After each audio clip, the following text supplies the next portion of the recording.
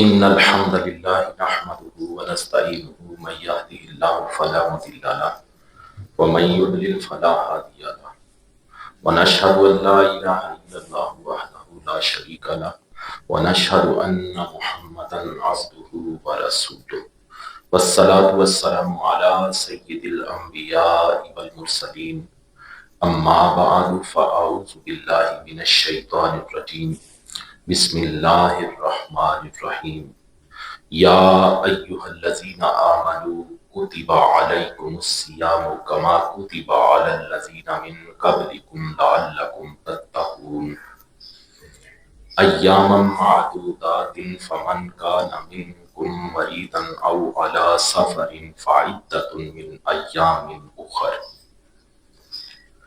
وعلى الذين يطيقونه فدية طعام مسكين فمن تطوع خيرا فهو خير له وأن تصوموا خير لكم إن كنتم تعلمون شهر رمضان الذي أنزل فيه القرآن هدى للناس وبينات من الهدى والفرقان فمن شهد منكم الشهر فليصمه ومن كان مريضا أو على سفر فعدة من أيام أخر يريد الله بكم اليسر ولا يريد بكم العسر ولتكملوا العدة ولتكبروا الله على ما هداكم ولعلكم تشكرون وقال رسول الله صلى الله عليه وسلم من كذب علي متعمدا فليتبوأ مقعده من النار وقال رسول الله صلى الله عليه وسلم ما من عبد يخطب خطبة إلا الله سائله عنها ما أراد بها صدق الله وصدق رسوله النبي الكريم الأمين ونحن على ذلك لمن الشاهدين والشاكرين والحمد لله رب العالمين إن الله وملائكته يصلون على النبي يا أيها الذين آمنوا صلوا عليه وسلموا تسليما اللهم صل على محمد وعلى آل محمد كما صليت على إبراهيم وعلى آل إبراهيم إنك حميد مجيد اللهم بارك على محمد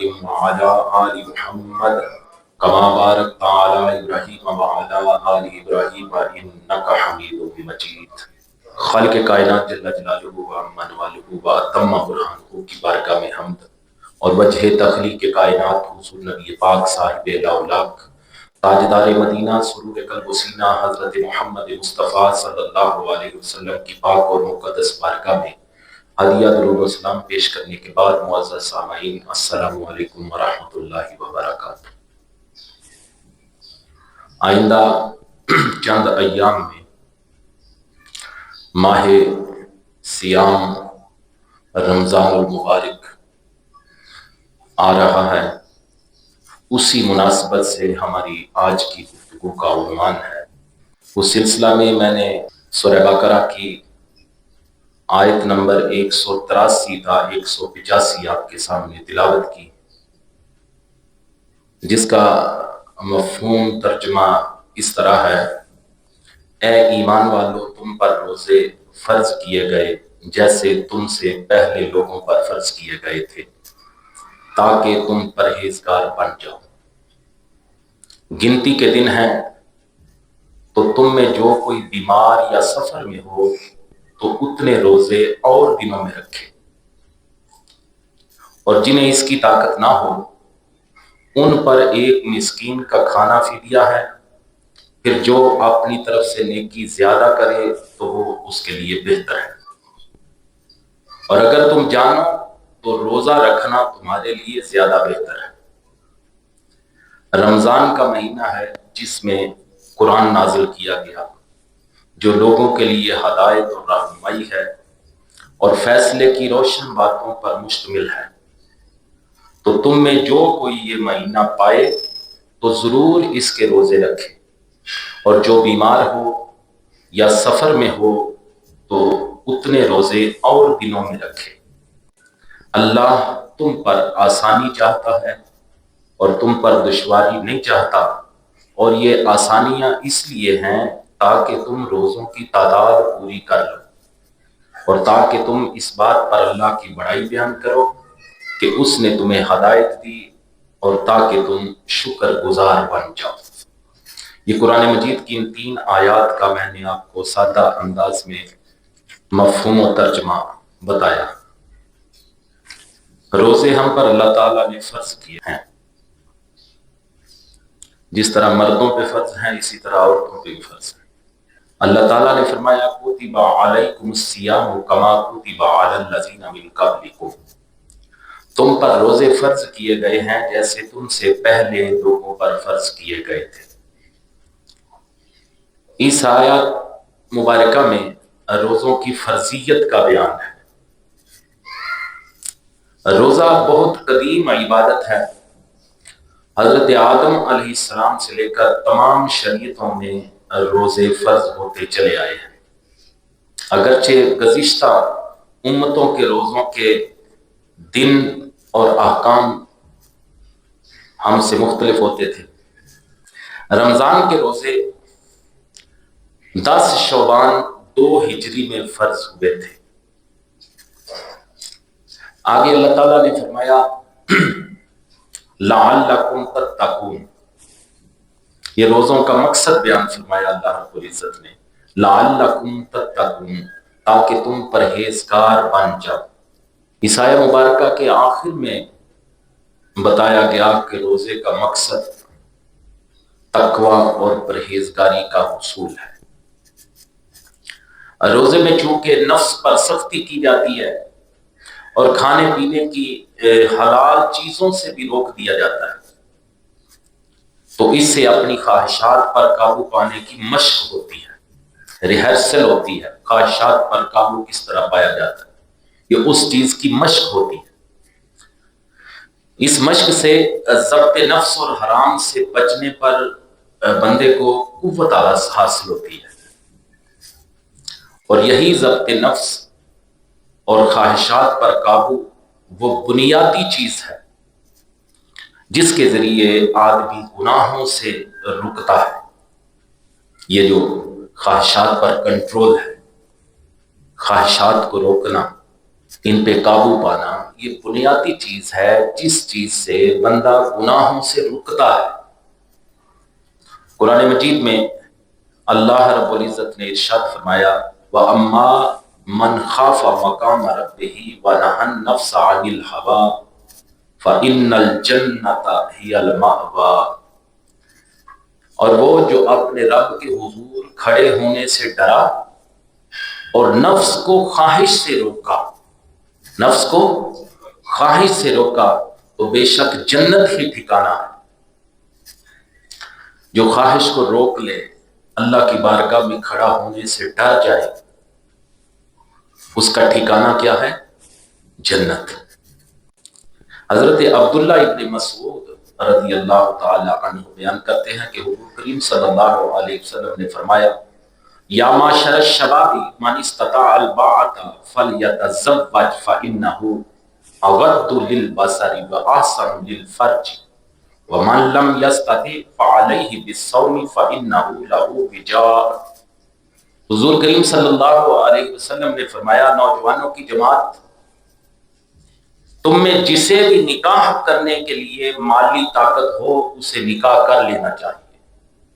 حضور کا فرمان ہے، نوجوانوں کو مخاطب کیا حضور صلی اللہ علیہ وسلم نے کہ تم میں سے جسے بھی نکاح کرنے کی طاقت ہو، مالی طاقت ہو، اسے نکاح کر لینا چاہیے، کیونکہ یہ نظر کو نیچی رکھنے والا اور شرمگاہ کی حفاظت کرنے والا عمل ہے، اور جو کوئی نکاح کی بوجہ غربت طاقت نہ رکھتا ہو اسے چاہیے کہ روزے رکھے۔ جو غربت کی وجہ سے نکاح کی طاقت نہ رکھتا ہو اسے چاہیے کہ روزے رکھے، کیونکہ روزہ اس کی خواہشات نفسانی کو توڑ دے گا۔ حضور نے علاج بتا دیا کہ اگر کوئی غربت کی وجہ سے تم میں سے نکاح نہیں کر سکتا تو اسے چاہیے کہ روزے رکھے. جب وہ روزہ رکھے گا تو اس کی جو نفسانی خواہشات ہیں انہیں روزہ توڑ کے رکھ دے گا. بخاری شریف 5066 نمبر حدیث مبارکہ. پتہ چلا کہ نفسانی خواہشات کو روکنا جو ہے بہت بڑا عمل ہے. اس میں کامیابی کے لیے روزہ ایک مشق کرا دیتا ہے کہ کس طرح خواہشات کو روکا جا سکتا ہے. آگے فرمایا ایام معدودات، گنتی کے چند دن ہیں. فرمایا روزے گنتی کے دن ہیں، یعنی رمضان کا ایک مہینہ 29 دن کا یا پھر 30 دن کا ہوتا ہے. لہذا گھبرانے کی ضرورت نہیں، بلکہ یہ ذہن میں رکھیں کہ جس رب نے تمہیں 11 ماہ کھلایا پلایا، اگر وہ ایک ماہ صرف دن کے وقت تمہیں کھانے پینے سے منع کر دے اور اس میں پھر اس فاقے میں تمہارے جسم و روح، ظاہر و باطن اور آخرت کا بھی فائدہ ہو، دین کا بھی فائدہ ہو، تو پھر اس اللہ کے حکم کی اطاعت کرنی چاہیے. گنتی کے دن ہیں، ایک مہینہ سال بعد آتا ہے، اس میں بھی صرف دن کے وقت کھانے پینے سے، عمل زوجیت سے رکنا ہے. اس سے اللہ کی رضا حاصل ہوگی. مالک کا حکم ہے، ہمیں اس کی اطاعت کرنی چاہیے. آگے فرمایا فمن کان منکم مریضا، کہ تم میں جو کوئی بیمار ہو. یہ اب رخصت والی بات آئی کہ جو بیمار ہیں، جو روزہ نہیں رکھ سکتے، ان کے حوالے سے اللہ تعالیٰ نے قرآن مجید میں بیان فرمایا. پہلے نمبر پہ حیض و نفاس والی عورتیں جو ہے انہیں تو روزہ رکھنے کی اجازت ہی نہیں، وہ تو بعد میں قضا کرے گی. اس کے علاوہ بھی چند افراد ایسے ہیں جنہیں روزہ چھوڑنے کی اجازت ہے. ایسے بندے ہیں چند عورتوں کے علاوہ، جو حیض و نفاس والی عورتیں ہیں ان کے علاوہ چند افراد ایسے ہیں جنہیں روزہ چھوڑنے کی اجازت ہے. اس آیہ مبارکہ میں بطور خاص بیمار اور مسافر کو رخصت دی گئی ہے. لیکن یہ یاد رہے کہ سفر سے مراد 3 دن کی مسافت ہے. وہ مسافر جسے رخصت ہے روزہ چھوڑنے کی، جو بعد میں قضا کرے گا، وہ سفر کتنا ہوگا؟ 3 دن کی مسافت، یعنی 57.5 میل یا 92 کلومیٹر. اگر 92 کلومیٹر سے کم سفر کا وہ مسافر ہے تو پھر روزہ چھوڑنے کی اسے اجازت نہیں. اگر 92 کلومیٹر یا اس سے زائد ہے پھر وہ روزہ چھوڑ سکتا ہے. اگلی بات، مریض کو بھی رخصت ہے. چونکہ رمضان شریف آ رہا ہے، میں نے مناسب سمجھا کہ یہ باتیں میں آپ کے گوش گزار کروں تاکہ ہم سب کو رپیٹ ہو جائیں کہ کون کون سے ایسے بندے ہیں جنہیں رخصت ہے روزہ چھوڑنے کی. چونکہ عموماً چھوٹا سا مسئلہ کسی کو ہو تو وہ بیٹھ جاتا ہے، بھائی میں نے روزہ نہیں رکھنا. یہ اتنی بھی آسانی نہیں. سنیے، ایسا مریض جسے روزہ رکھنے سے اس کی مرض زیادہ ہو، زیادہ ہونے کا خدشہ ہو، یا یہ خدشہ ہو کہ وہ ہلاک ہو جائے گا اگر اس نے روزہ رکھا تو جان سے چلا جائے گا، تو پھر وہ روزہ چھوڑ دے. اور بعد میں جو ممنوع ایام ہیں ان کے علاوہ ان دنوں میں ان روزوں کی قضا کر لے. ایسا بندہ جسے ہلاک ہونے یا بیماری میں زیادتی کا خدشہ ہو وہ روزہ چھوڑ سکتا ہے. بعد میں ممنوع ایام کے علاوہ ان روزوں کی وہ قضا کر لے جو وہ چھوڑے. یہ بات یاد رہے کہ مریض کو محض زیادہ بیماری کے یا ہلاکت کے صرف وہم کی بنا پر روزہ چھوڑنا جائز نہیں، کہ اسے یہ وہم ہو کہ میری بیماری بڑھ جائے گی یا میں مر جاؤں گا. اسے اپنے وہم کی وجہ سے وہ روزہ نہیں چھوڑ سکتا، بلکہ ضروری ہے کہ کسی دلیل یا سابقہ تجربہ یا کسی ایسے طبیب کے کہنے سے غالب گمان حاصل ہو. کوئی طبیب اسے کہے یا کوئی ایسا تجربہ ہو کہ فلاں اس مرض کے بندے نے روزہ رکھا تھا وہ مر گیا تھا، یا اس کی بیماری بڑھ گئی تھی، یا کوئی قابل طبیب جو ظاہری طور پہ فاسق نہ ہو وہ اسے کہے کہ اگر تم رکھو گے تمہاری بیماری بڑھ جائے گی یا تمہارا جان سے جانے کا خدشہ ہے، کوئی ڈاکٹر کہے، کوئی فاسق طبیب نہ ہو۔ فاسق اس لیے میں نے کہا کہ عموماً آج کل جس لبرلزم کے دور میں ہم گزر رہے ہیں، جس الحاد کے دور سے ہم گزر رہے ہیں، عموماً اللہ ماشاء اللہ بہت سارے لوگ، میرا مقصد کسی کی دل آزاری نہیں، عموماً یونیورسٹیز میں پروفیسرز، ڈاکٹرز جو ہیں، اور ان کے علاوہ زیادہ جو دنیا دار پڑھا لکھا طبقہ ہے، دنیا کا علم پڑھا لکھا جو طبقہ ہے، وہ عموماً دین کا مذاق اڑاتے ہیں۔ بعض ڈاکٹر خود بھی روزہ رکھنے کے قائل نہیں ہوتے، روزہ رکھنا پسند نہیں کرتے، دنیا داری میں اتنے مگن ہوتے ہیں، اگر کوئی مریض ان کے پاس جائے اور جا کے پوچھے کہ میں روزہ رکھ سکتا ہوں، وہ آگے سے ٹھٹھے کرتے ہیں۔ ایسے ڈاکٹر ہیں جو کہتے ہیں کوئی بات نہیں اور نہ رکھ روزہ، خیر ہی ہے، کیڑا کو جو چل ہے۔ اس کی بنیاد میں اس کا وہ اسلام سے دشمنی ہوتی ہے، اس کی بنیاد میں اس کی تحقیق نہیں ہوتی۔ اس لیے میں نے کہا کوئی فاسق نہ ہو، کوئی دین کا مذاق اڑانے والا ڈاکٹر نہ ہو جو اسے یہ کہے کہ کوئی نہیں، کچھ نہیں ہوتا، جاؤ۔ ایسا بندہ نہ ہو، کوئی مسلمان طبیب جو دین کو ماننے والا ہو، وہ اگر کہے کہ اگر تم نے روزہ رکھا تو تمہاری جان کو بھی مسئلہ ہو سکتا ہے، تمہاری بیماری بھی زیادہ بڑھ سکتی ہے، پھر روزہ چھوڑنے کی اجازت ہے۔ اگر بعد میں آپ کی صحت ٹھیک ہو گئی ہے، ممنوع ایام کے دوران، جو ممنوع ایام ہیں ان کے علاوہ اور دنوں میں پھر وہ روزے جو چھوڑے ہیں ماہ رمضان میں وہ پورے کر لیں۔ اس بات کی میں سمجھتا ہوں کہ آپ کو سمجھ آ گئی ہوگی۔ پھر جو بندہ فی الحال بیمار نہ ہو لیکن مسلمان ماہر ڈاکٹر یہ کہے کہ وہ روزے رکھنے سے بیمار ہو جائے گا، وہ روزہ چھوڑ سکتا ہے، لیکن جب اس کی صحت ٹھیک ہوگی دوبارہ وہ اپنے کم روزے جو اس نے چھوڑے ہیں وہ رکھے گا۔ حاملہ یا دودھ پلانے والی عورت کو اگر روزہ رکھنے سے اپنی یا بچے کی جان کا یا اس کے بیمار ہو جانے کا اندیشہ ہو تو اس کو بھی افطار جائز ہے۔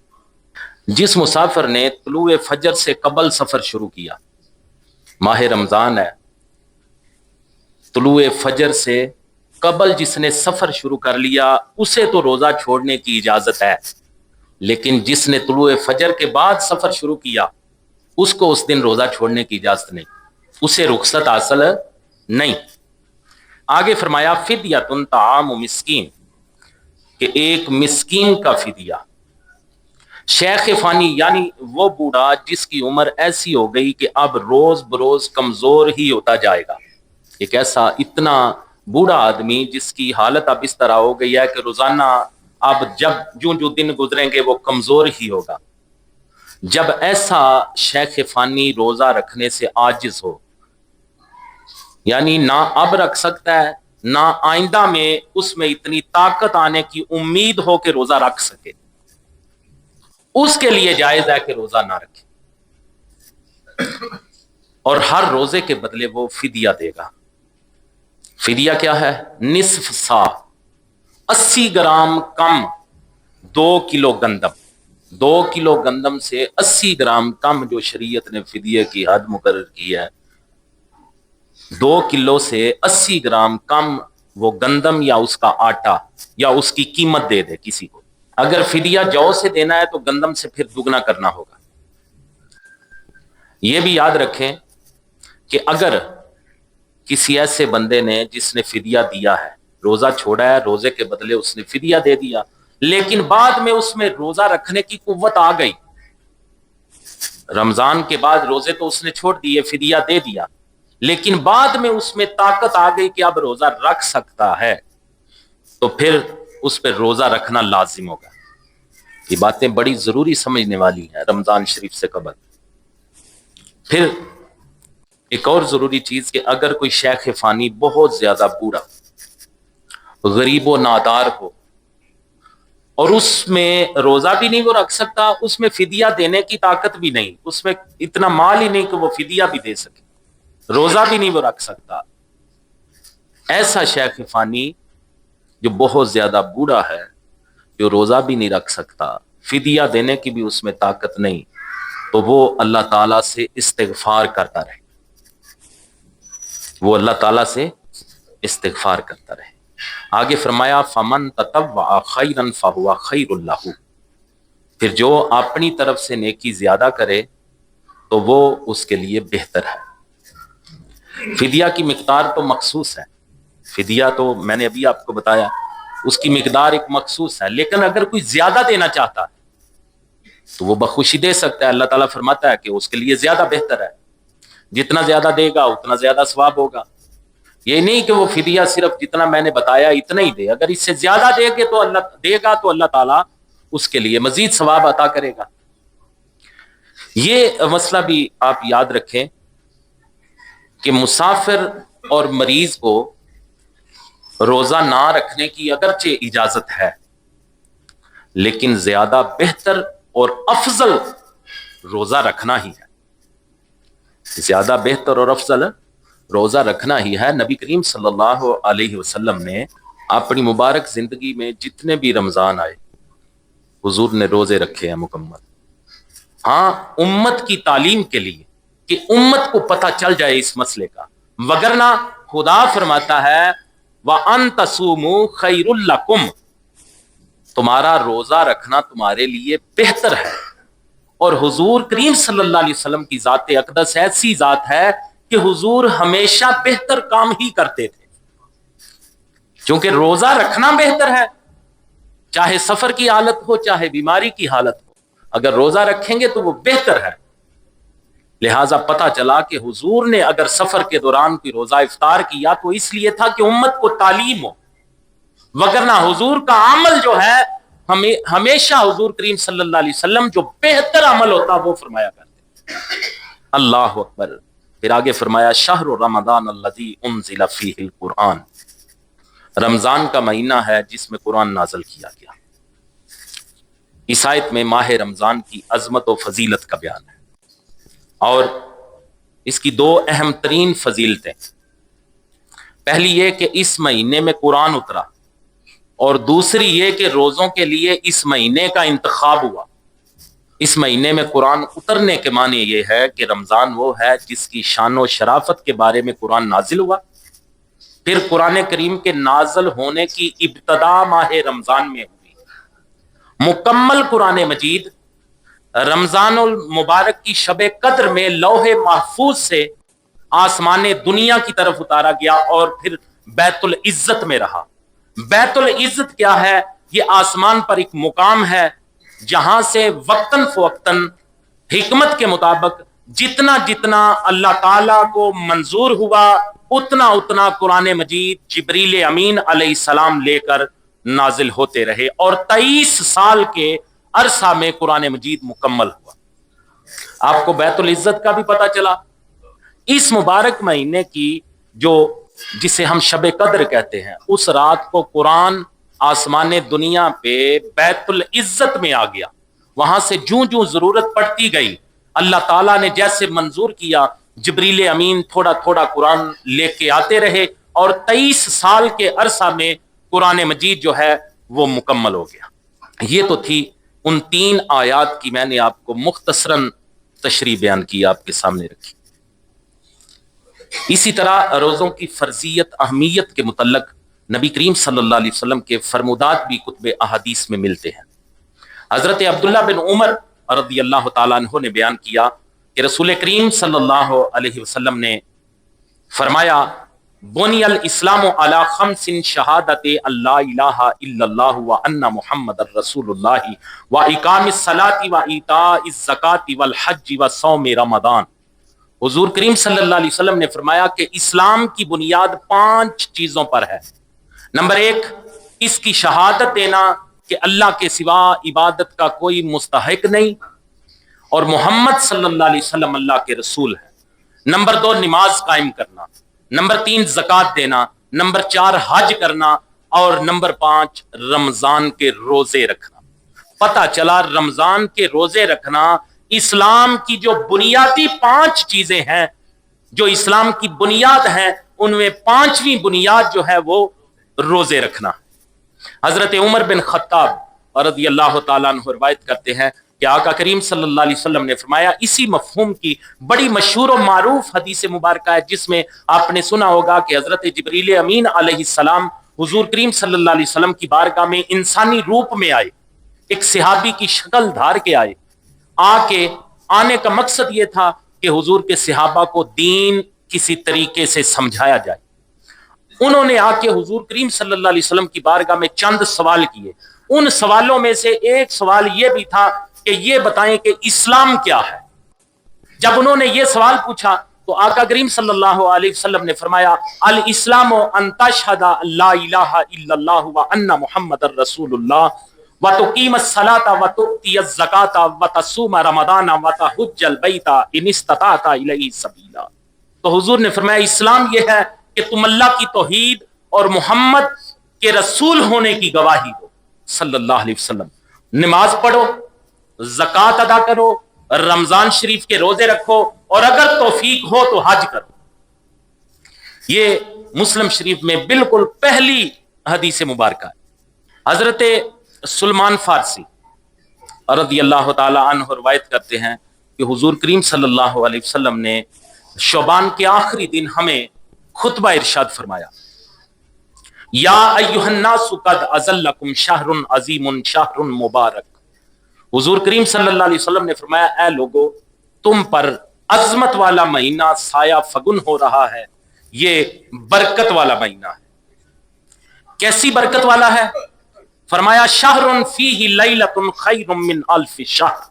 حضور نے فرمایا یہ ایسا مہینہ ہے کہ جس کی ایک رات ایسی ہے جو 1000 مہینوں سے بہتر ہے۔ پھر فرمایا جعل اللہ صیامہ فریضۃ وقیام لیلہ تطوعا۔